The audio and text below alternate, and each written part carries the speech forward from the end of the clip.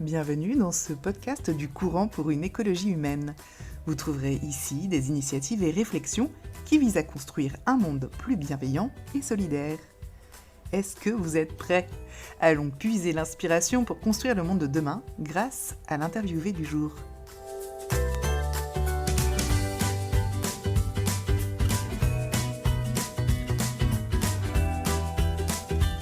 Lionel Tanguy Malka a participé à fonder Oma Capital, une boutique indépendante de gestion d'actifs qui a la particularité de défendre une vision de la finance où le capital humain est tout autant important à soigner que la performance économique.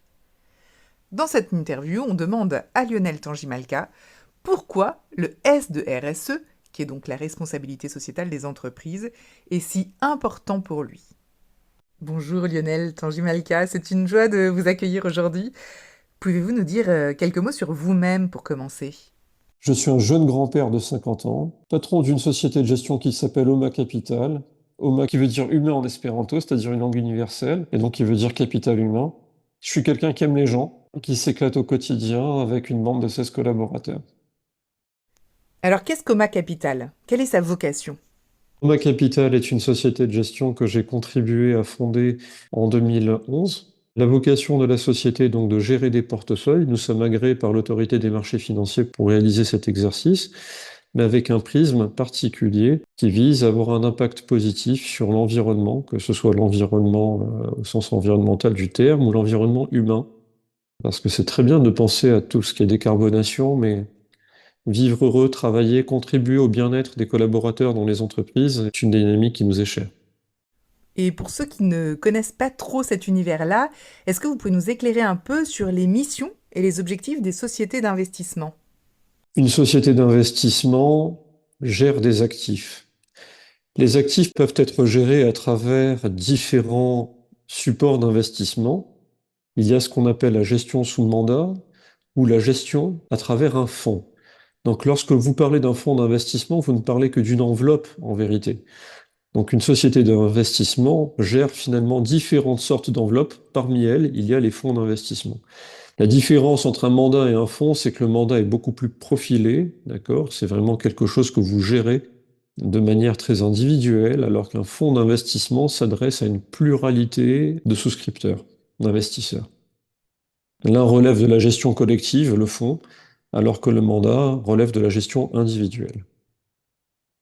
Moi, je gère plusieurs fonds. Je gère 10 fonds d'investissement. Donc le fonds d'investissement, c'est une enveloppe, c'est un véhicule d'investissement, c'est un moyen de collecter de l'épargne. Un fonds d'investissement, c'est comme une voiture, mais la voiture, elle ne roule pas toute seule. D'une manière générale, les fonds d'investissement ou les sociétés de gestion qui gèrent ces fonds d'investissement investissent dans ce qu'on appelle des valeurs mobilières. Mobilières, mobile qui bouge. Je parle vraiment du caractère le plus simple. Qu'est-ce qui bouge? Il y a les actions et les obligations. Les deux sont négociés sur un marché, la bourse. Les actions sont négociées sur le marché. Les obligations, c'est un peu différent. Ils sont négociés, mais sur un marché de gré à gré. Et c'est là que les titres s'échangent. Donc, l'objectif d'un fonds d'investissement, c'est d'acheter soit des actions, soit des obligations, soit les deux, en fonction de son orientation, et d'essayer d'obtenir une revalorisation positive de ce qu'il achète au bénéfice de ceux qui lui ont confié de l'argent. Mais au fond, quel est le bénéfice de faire appel à une société d'investissement? Pourquoi est-ce que certaines structures n'internalisent-elles pas ce service? Une structure pourrait avoir des spécialistes, des experts qui font pour elle ce travail. D'avoir recours à une société d'investissement, c'est une façon d'outsourcer quelque part des expertises qu'on n'a pas. Ou sinon d'avoir des expertises mais qui n'ont pas les moyens matériels pour pouvoir réaliser l'activité de gestion. Il faut comprendre que l'activité de gestion d'actifs ou de gestion financière nécessite un volume d'informations, un volume de connexions qui sont très coûteuses, indépendamment des compétences qui aussi sont très coûteuses. Donc l'intérêt pour une société, finalement, c'est de confier à celui qui sait un peu mieux la réalisation quelque part ou la satisfaction de son besoin. Prenons le cas par exemple d'une mutuelle. Une mutuelle a des réserves. Ce sont des réserves qui sont obligatoires, puisque pour pouvoir garantir des sinistres, la simple perception des cotisations ne suffit pas. Il faut pouvoir, même s'il y a un risque extrême, être capable d'intervenir. Ces réserves, si elles dorment, ce serait du gâchis, puisque si elles dorment, elles seraient revalorisées à la baisse du fait simplement même de l'inflation. Donc, elles vont confier à un gestionnaire d'actifs qui pourrait être en interne de la mutuelle, mais qui actuellement, dans la quasi-totalité des cas, est externe à la mutuelle, c'est-à-dire une société de gestion d'actifs. Elle va lui confier une partie ou la totalité de ses réserves, de sorte à ce qu'il puisse obtenir une revalorisation de ses réserves qui dépasse au moins l'inflation, pour que ces derniers ne subissent pas l'érosion quelque part de la valeur de l'argent. Ça, c'est pour le cas d'une mutuelle. On pourrait prendre le cas d'un investisseur particulier. Imaginez quelqu'un qui a un certain patrimoine, de laisser simplement son argent comme ça dormir dans la banque. De la même manière, il subira la dépréciation de la valeur de l'argent à travers l'inflation.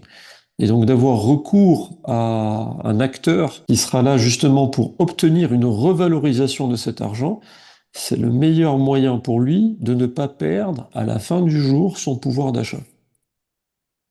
Oma Capital a lancé en septembre 2021 le fonds Oma Impact Social France, qui a pour mission d'améliorer la notation sociale des valeurs dont il est actionnaire. Est-ce que vous pouvez nous dire, Lionel Tanguy-Malka, pourquoi avoir fait ce choix?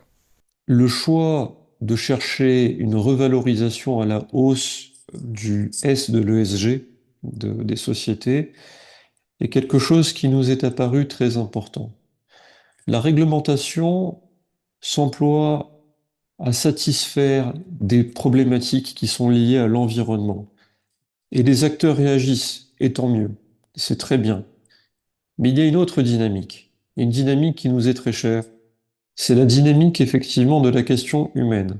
C'est une dynamique finalement à laquelle peu ou prou d'acteurs attachent de l'importance.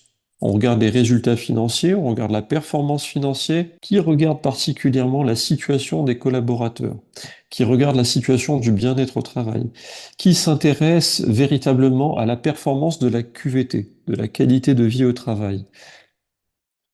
Jusqu'à ce jour, on n'a pas beaucoup trouvé finalement d'acteurs ayant cette envie, comme nous, d'être assez activistes sur la question du capital humain. Pour une raison qui est très simple, c'est que la question humaine est la question la plus complexe. On peut traiter la question environnementale avec des modèles. L'entreprise produit un bilan carbone, on va essayer de réduire ce bilan carbone. Déjà, par le renouvellement du matériel, vous renouvelez la photocopieuse, vous renouvelez le parc automobile, vous aurez finalement des immobilisations qui vont produire moins de CO2. C'est bien. Mais s'agissant de la question humaine, c'est pas comme ça que vous allez renouveler finalement un climat meilleur, plus prospère, plus respectueux des individus, moins générateur de risques psychosociaux. Ça nécessite quelque chose de beaucoup plus profilé. Ça nécessite de comprendre la culture de l'entreprise. Moi, c'est ça qui m'intéresse.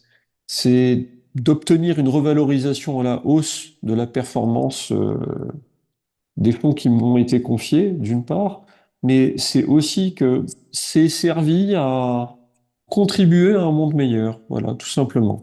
Et dans les recherches qu'on a pu faire, il est manifeste qu'on ne peut pas progresser finalement, même dans la question environnementale ou dans la question de la gouvernance de l'entreprise, sans un S, c'est-à-dire social, qui s'améliore. Et nous, on a investi dans des sociétés qui sont des petites sociétés, et on est allé sensibiliser le management à ces questions-là. On y est allé avec l'un de mes administrateurs, très connu, Jean-Claude Mailly, qui a été le secrétaire général de Force ouvrière pendant de longues années. Le docteur Jean-Martin Cohen-Solal, aussi, Karine Meloul, qui a été cadre dirigeante du groupe L'Oréal. C'était très intéressant. Au début, ils nous ont vus d'une manière assez curieuse. Ils avaient plutôt l'habitude de voir des analystes financiers. Ils avaient des analystes financiers de chez nous, mais ils ont vu aussi des analystes extra-financiers qui les a aidés, conseillés sur ces sujets-là. Et quand on voit finalement la notation sociale de ces sociétés qui progresse de plus de 13% sur un an, on en dégage quand même une certaine satisfaction. Voilà. Et alors, comment faites-vous concrètement pour aider les entreprises à améliorer leur note sociale? Notre première étape est toujours de suggérer à la société de faire une enquête QVT.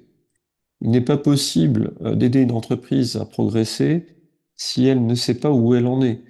Donc, au terme de l'enquête, il ressort un degré de satisfaction ou d'insatisfaction sur un ensemble de paramètres. À la faveur de l'enquête et de ses résultats, on peut commencer à mettre en place des baromètres. Sans tableau de bord, sans instrument de mesure, on ne peut pas véritablement progresser. C'est pas toujours évident que les sociétés acceptent tout de suite de partir sur une enquête QVT. Le miroir, des fois, fait peur à certaines sociétés. Beaucoup s'engagent, mais elles ne font pas toutes le premier pas très rapidement. En tout cas, c'est le premier encouragement sur lesquels on les amène. Corrélativement, les sociétés nous parlent après de certaines difficultés qu'elles peuvent avoir. J'ai un cas d'espèce. Dans une société, il y a eu une grève. Bon, on a l'avantage de notre côté d'avoir une personne comme Jean-Claude Mailly. Les conseillers dans la gestion de la grève, c'est quelque chose qui peut s'avérer très productif et ça l'a été. Ça a permis à cette société d'avoir une résolution du conflit social très très rapide parce que on lui a permis de comprendre quelque part les clés de lecture que les uns ou les autres pouvaient avoir et d'arriver finalement à une situation de compromis. Si vous voulez, la question de l'amélioration de la vie au travail repose sur certains axes.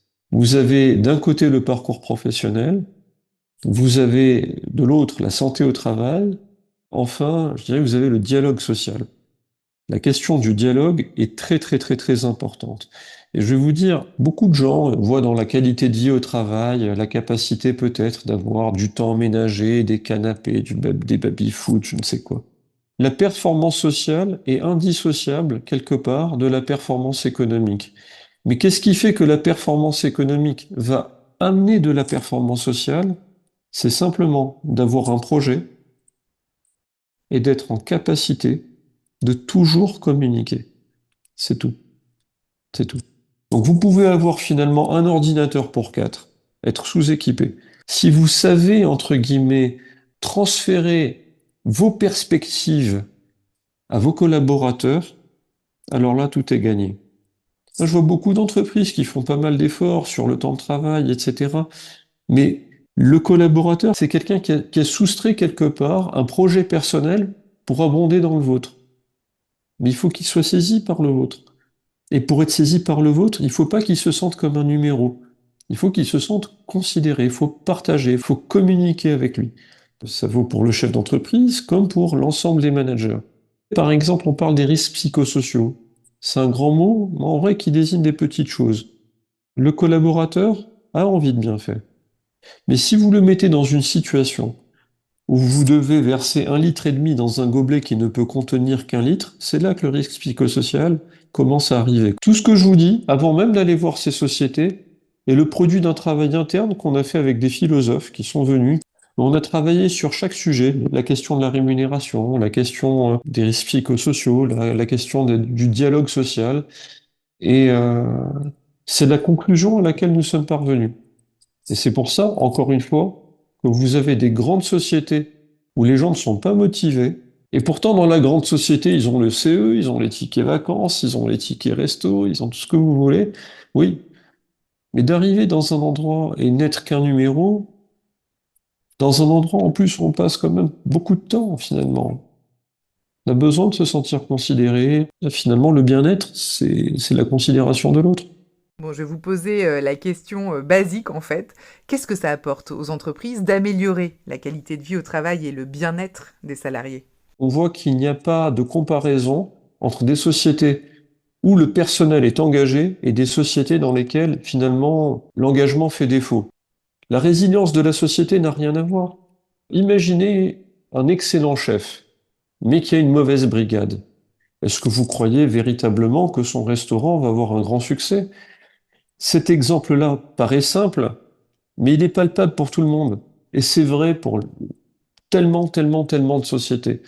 D'une manière générale, effectivement, c'est la considération, c'est la communication, c'est ces moyens-là qui sont des moyens simples, qui sont des moyens humains, qui permettent de susciter l'engagement, lequel derrière permet d'avoir des personnes qui vont être plus productives dans la dynamique commerciale, plus productives dans la dynamique de l'innovation, dans la qualité des relations extérieures que peut avoir la société, que ce soit des relations extérieures en amont ou en aval. N'importe qui est capable, entre guillemets, de situer la valeur d'un commercial engagé. Ben, c'est la même chose à d'autres postes. C'est pas parce qu'il y en a un qui est effectivement, qui a un impact beaucoup plus direct sur le chiffre d'affaires que le reste n'a pas d'impact. Avez-vous quelques histoires à nous raconter sur les actions menées par certaines des entreprises que vous accompagnez? Des histoires, j'en ai beaucoup, et sur tous les terrains. J'en ai même dans des cas où, tristement, il y a dû avoir un départ collectif. L'une des sociétés qu'on accompagne a eu des difficultés. C'est des choses qui arrivent. On a aidé l'entreprise à ce que ce plan de licenciement qui a été collectif puisse se traduire dans les meilleurs termes pour les collaborateurs. Et les meilleurs termes n'ont pas été que des termes financiers. Ça a été un plan de communication qui a été très efficace. Ça a été une sensibilisation des managers pour que ça se passe bien. Personne ne part avec le sourire, évidemment, mais on a fait en sorte que personne ne parte avec des larmes. On a le cas d'une société qui a fait l'objet d'une attaque, dans le sens où une mauvaise information de marché a circulé la concernant et où son cours de bourse a été divisé par deux en l'espace d'une séance. Ben nous, contrairement aux autres, on n'est pas sorti de cette valeur, on a même renforcé cette valeur. Et la raison pour laquelle on a même renforcé cette valeur, c'est que on est tellement en discussion avec l'entreprise, justement par rapport à sa dynamique sociale, qu'on voyait bien que la mauvaise rumeur qui avait été balancée sur elle dans le marché était nécessairement fausse.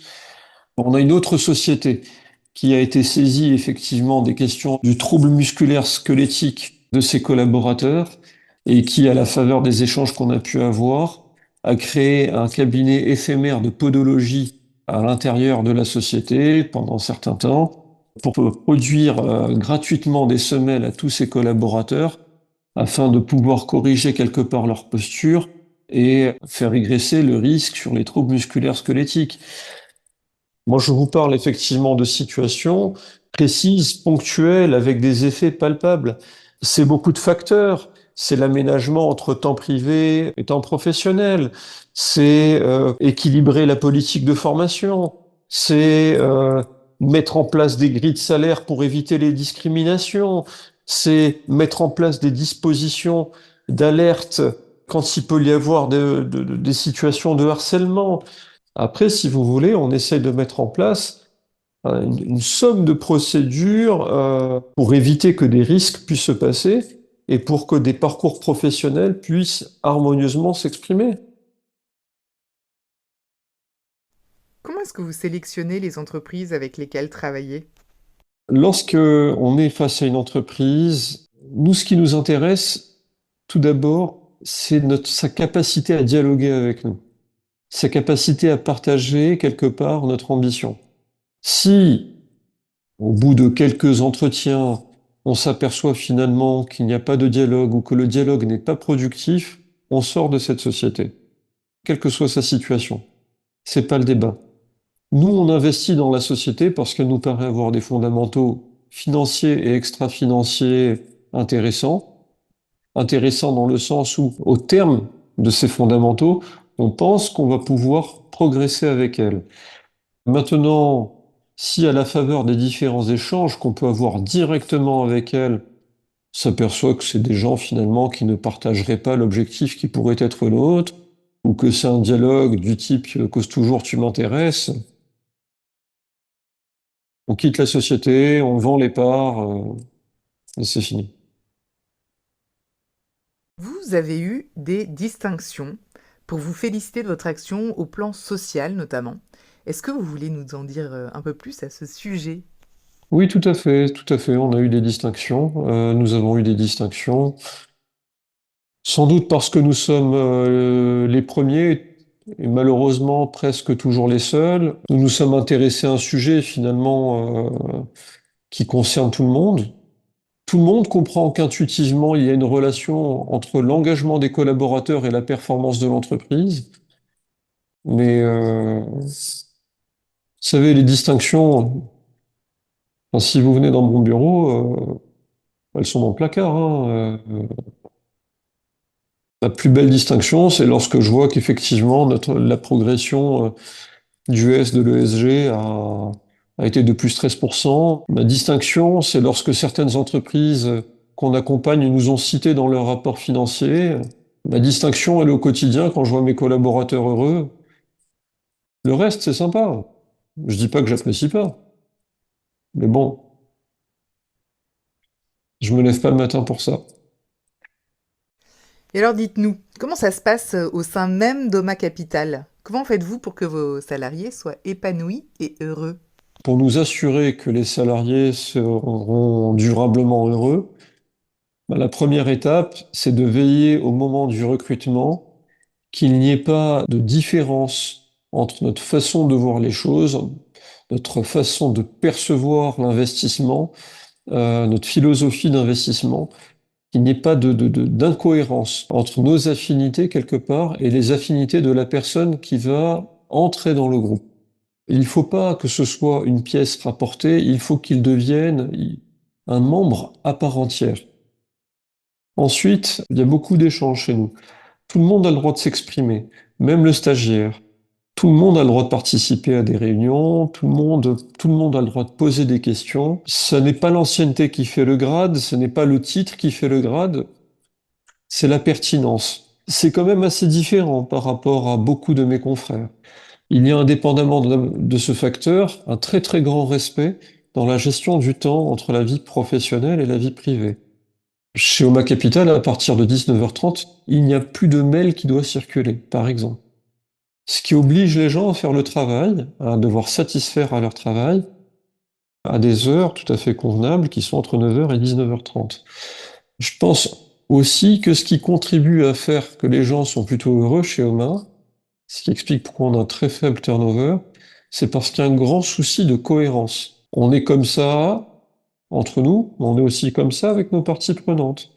Nous avons déjà sollicité, par exemple, pour l'employeur du personnel qui fait le ménage, etc., à ce qu'il puisse le faire pendant nos heures de bureau, pour que de la même manière, il puisse avoir une vie personnelle normale. Je pense que la question de la cohérence est quelque chose qui est très importante si on veut que chez soi, les gens se sentent bien durablement. Voilà. Et puis, indépendamment de ça, tous les collaborateurs peuvent voir au quotidien qu'ils bénéficient d'une équité, d'une compréhension quand ils peuvent avoir des enjeux personnels. Nous, on n'a pas attendu le Covid pour mettre en place du télétravail. Et puis, ce que je vous ai dit en préambule, c'est quelque chose qui est palpable chez nous. Tous nos engagements sont partagés, toutes nos évolutions sont partagées, toutes nos ambitions sont partagées. Et justement, s'il y a quelqu'un qui a des questions ou qui n'est pas d'accord, il a la liberté de pouvoir le dire et l'exprimer sans risquer quelque chose sur son parcours professionnel. Il a le droit de pas être d'accord avec moi. Avez-vous un dernier message, Lionel Tangimalka? Je crois que l'important dans ce monde, c'est de vivre heureux. Et on est dans un monde qui nous impose beaucoup de stéréotypes. Si on n'a pas fait ce parcours, si on n'a pas fait ci, si on n'a pas fait ça. Je crois que la question du bonheur appartient à chacun. Le temps passe très vite. C'est un voyage. Et c'est important de faire ce voyage dans les meilleures conditions. Donc j'invite chacun à saisir ce que lui dit cette petite voix à l'intérieur, de prendre le courage d'avoir le droit d'être lui-même et de traverser jusqu'au bout la route du bonheur. Voilà. Et que vos vies soient une fête. Merci beaucoup pour ces paroles inspirantes, Lionel Tangimalka. Comme quoi, même au sein de la finance qui parfois, de loin comme ça, donne l'impression d'être un secteur froid et inhumain, on peut être vecteur de changements positifs. Ça ouvre des perspectives pour bien d'autres secteurs. Chers auditeurs, merci de votre écoute. Si vous avez apprécié cet épisode, n'hésitez vraiment pas à le partager autour de vous. Pour suivre nos actus ou vous abonner à notre newsletter, on vous donne rendez-vous sur www.écologiehumaine.eu. À très bientôt donc.